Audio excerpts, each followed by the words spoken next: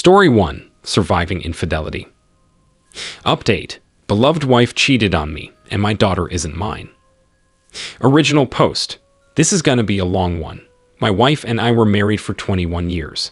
I figured it was one of those miracle marriages because we barely argued, seemed I'd always be the best of friends, etc. Well, our 15-year-old daughter received a 23 andme thing for her birthday from a friend, and of course, it said we weren't related.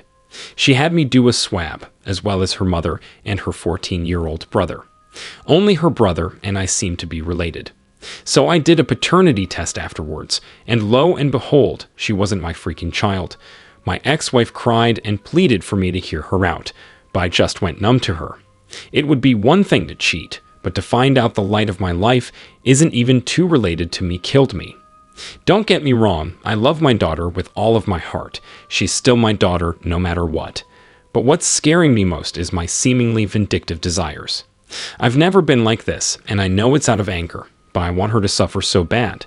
The kids absolutely hate her, which on one end helps that desire, but I know that deep down she is still their mother, and I don't really want them to hate her. Her parents and siblings all are mortified at her.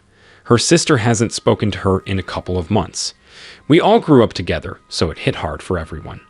Again, this makes me feel great, which in turn scares me because I don't actually want her life to go into shambles. But I can't help feel euphoric when I learn something in her life is falling apart. Both children are living with me as they don't view their mother in a favorable light at all right now. I'm thinking about having the talk about them going to talk to her because as of now, they refuse. The part that breaks my heart the most is that my daughter seems to be overcompensating her roles of a daughter. She makes sure to tell me how much she loves me and is, in essence, being the perfect daughter. But I can tell it's because she knows that she isn't biologically mine, but she desperately wants me to know how much she values me. I'm actually going to talk to her tonight about that to tell her that she doesn't have to act differently. I just really want to know how to shake the sadness and angry, vindictive feelings. I want to move forward as well as help my children move forward so they can worry about school and being teens. Please, any advice will help. Now for the top advice before reading the update. This situation is way above Reddit's pay grade. You and the children need therapy as soon as possible. Having said that, let me offer a few pointers from my own experience. Kids don't care about biology. Your daughter will always see you as her father. I love my 2 stepdaughters as much as my 2 biological daughters, full stop. But she might be worried about you leaving, as I'm sure she's picking up on the anger you have towards her mother. She might be wishing she could never see her mother again, and then making the jump to assuming you are having similar thoughts. And now could act on them as she isn't your daughter. You absolutely need to reassure her that you are in the dad/daughter relationship with her for the long haul. You need to channel that anger to something productive or at least not needlessly destructive. Needful destruction could be finally demolishing that old garden wall that's been sitting there for 10 years.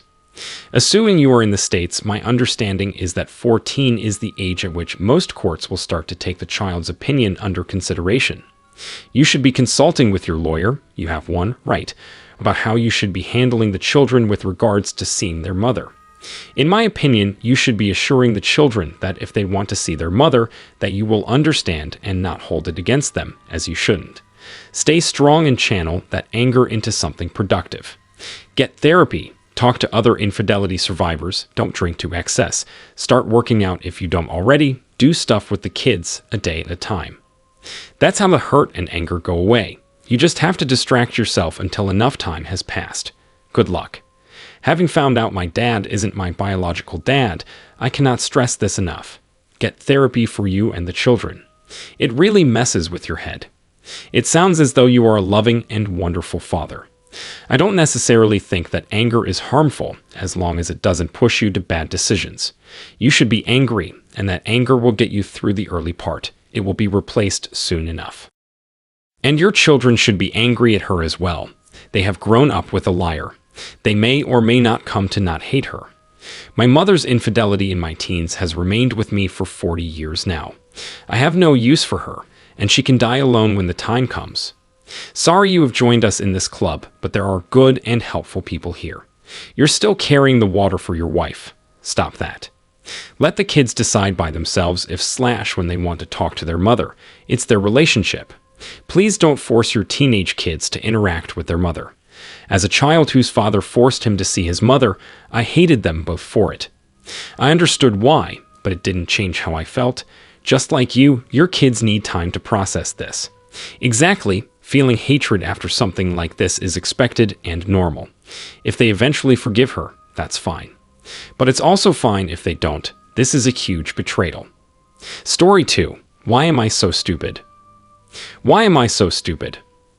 Honestly, I'm trying not to blame myself for falling for it, because I ignored all the very obvious signs of him just being a manipulative a whole. But I'm just in a really bad place right now, and he knew that. I first had suspicions of him being married was one conversation about his life and past relationships. He mentioned living with a roommate that had 2 kids, and that she has lived with him so long that he just considers the kids his own. So, that situation made it hard for him to find someone to be in a relationship with, since women weren't comfortable with his fake family, as she called them. Stupid, right? I should have known from that first comment, but I was overlooking things and ignoring my gut as usual. Since around here, it's extremely common for people to have housemates since it's so expensive. Skipping past a lot of things to make this story faster. One day, I decided that there was just too much stuff I was ignoring, so I finally decided to use my private investigation skills, aka Google, to look him up. Anyone who's done this knows that basically everything about a person can come up just from searching the name. Luckily, his entire life was on the internet. Home address, wedding photos, wedding registries, etc. Eventually, I found his wife's Facebook, where sure enough, there were photos of them playing with the kids into their wedding. After talking to a friend, let's just call him Bob, about it, Bob said I should ask him if he's married or not. So what I said was, me, have you ever lied to me? Him. Weird question, about anything specific. Me, nothing, just asking. You married by any chance? Now this is where all cheaters mess up. Instead of just saying a basic no, he goes on to say, where's that coming from, out of curiosity? Like, dude, it's a yes or no question. Then he goes on to make up some BS excuse, saying how he only married her because she needed insurance for the kids, and that he had divorce papers ready for any time he found someone he wanted to start living with him. He hasn't kicked her out yet because he doesn't want to hurt the kids' feelings, since they're like his actual kids. And like a freaking dumb idiot, I was like, okay. Like I knew that was the dumbest freaking excuse I've ever heard, but I really needed support, so I just kept talking to him.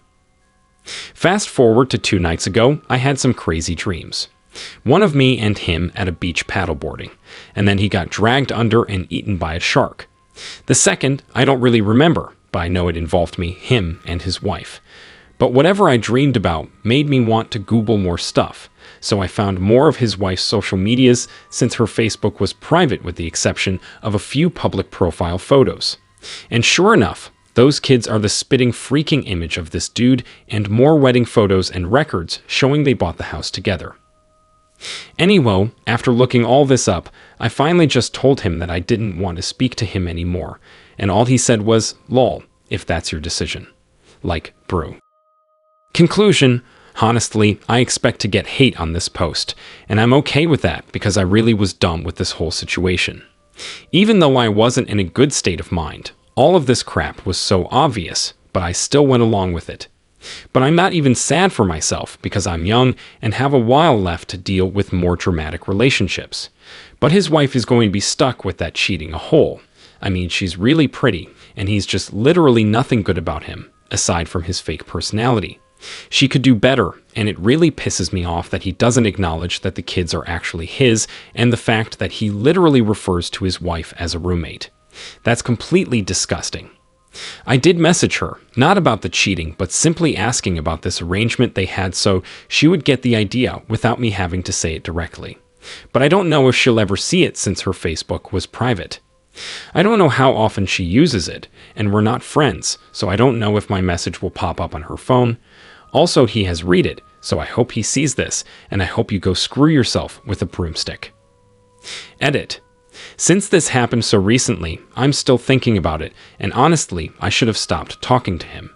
The first time we met up, he tried kissing me, but I didn't want to, and he literally grabbed my face to make me kiss him. He apologized a few hours later via text, but even though he apologized, he kept being forceful with me after this situation. Honestly, I don't know what I was even thinking. I have a loath-as-hell self-esteem, but even I know I deserve better than that. The time where you weren't sure about his marital status isn't on you. Once you found out, you became complicit, and that's when you have to get out of there. How old are you? What's the age difference here?